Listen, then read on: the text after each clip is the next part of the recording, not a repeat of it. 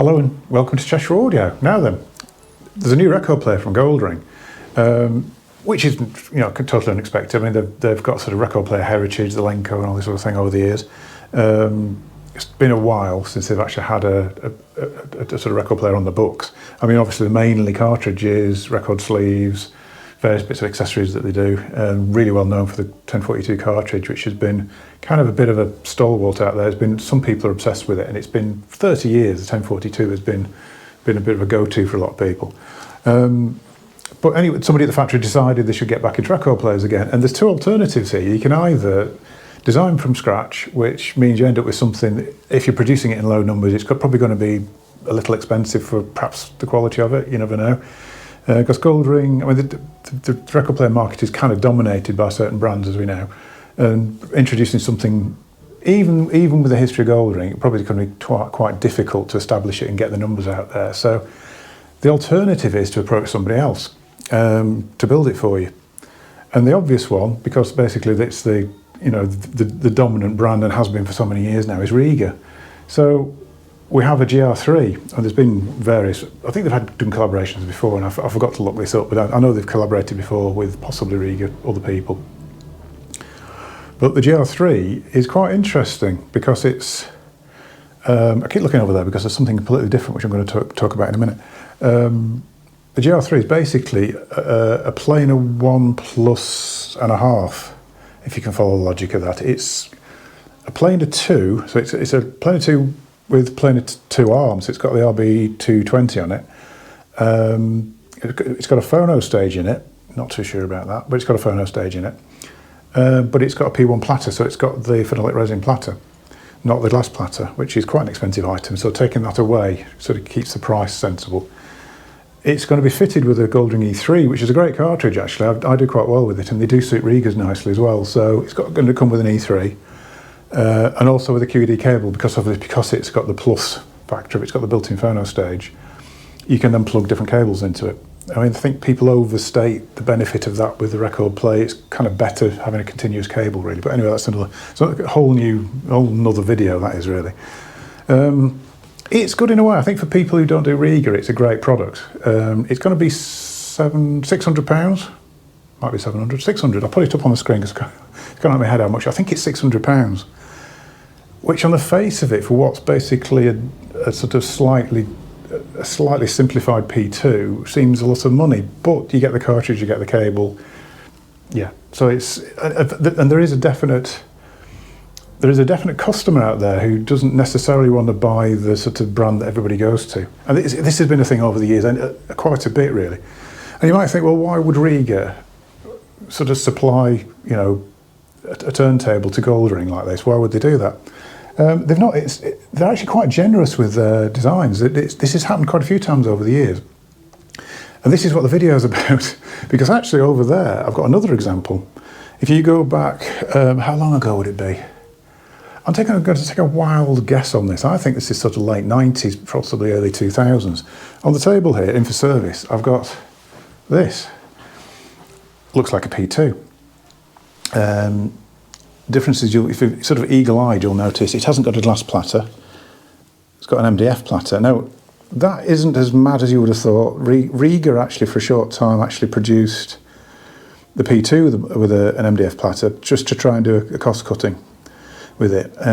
Didn't do it for very long. I think they realised the error of the ways and went back to glass again. But for a short time, yeah, even the Rega's Planar 2 had an MDF platter. Like I say, eagle-eyed, you'll notice it's got a red. Instead of the bright green, this here is of arm is an RB250, and they always had the bright green blob on the counterweight. And if you look on the red blob as well there, and also you'll notice a little badge if you can see it, NAD. It's a NAD 533 turntable, or a Rega Planar 2, whichever way you look at it, slightly simplified. And it was a great deck actually, and it came with, I think it's still got its original cartridge, this Goldring Electra. So back to Goldring again. So yeah, so that used to sell quite well. I mean, NAD did a completely ground up turntable of their own, and it didn't really sell. The 5120 was a really good turntable. It was a bit quirky looking. It was full suspended. looked a little bit like a toy, actually. I think the design of it was a bit of a mistake, because it did look like the sort of thing that you give to your children to play the records on. But it was a serious turntable, and like I said, not many people bought it. There's lots of innovation on there which really should have done better. But anyway, but the best-selling one was the Rega-based 533, and there's still quite a few around. This one's just coming for service. It actually belongs to a relative. It's brought in. I didn't even know they had one. So yeah, there you go. Also, if anybody remembers a company called Moth, and a Moth used to make various things. I think they did amplifiers, various accessories, whatever, and they did exactly the same scenario. A Rega 2 based turntable called the Alamo, which again sold quite well. You could buy the RB250 branded as Moth. I think it was slightly cheaper, actually. Not quite sure how they wangled that one, but it was slightly cheaper. Whether or not they were not quite as good a spec, I don't know. I wouldn't have thought so. I would have thought they were just straight to RB250s. And again, red blob, with the sort of red blobs on the weight, and the red, I think, adjuster for the bias. You'll tell the Moth version, because the Moth version has what looks like a blob of paint. Looks like somebody's got a paintbrush and just blobbed it onto the tone arm near the bias weight there. It's actually a picture of a moth in flight, but in red. On the arm, it's not that clear. On the turntable, it used to have it. I'll show. I might even find a picture actually. I think it used to have it sort of here. It's a red moth sort of painted in. So yeah, that was another alternative. And again, I think that had the MDF platter. I think. Might be wrong. I should have researched that really, but I think that was MDF platter as well. Another interesting one. Now I'm not totally convinced about whether this. It might just have been influenced. I don't think there was any manufacturing thing going on. But going way back, I've featured on here the Rega Planet before, which is not the very first turntable, but the first production Rega was called the Planet, not the Planet, plain R. And it had a three-legged platter with 3 discs on it. I'll put a picture up, sort of here. Now, just after that, I'm convinced it's just after that, our friend Alan Sugar of Amstrad brought a record player out, and I'll put a picture up of it, and remarkably similar looking. Now, there must be some influence. There must be. But hey, I don't know really. I've never spoken to Rega about that. I don't know whether it was or wasn't, but very, very, very similar looking thing, even down to the switch and the dimensions of everything. And it's just looks. I think it's even got an arm based on the ACOS like the Rega arm. Anyway, that's interesting.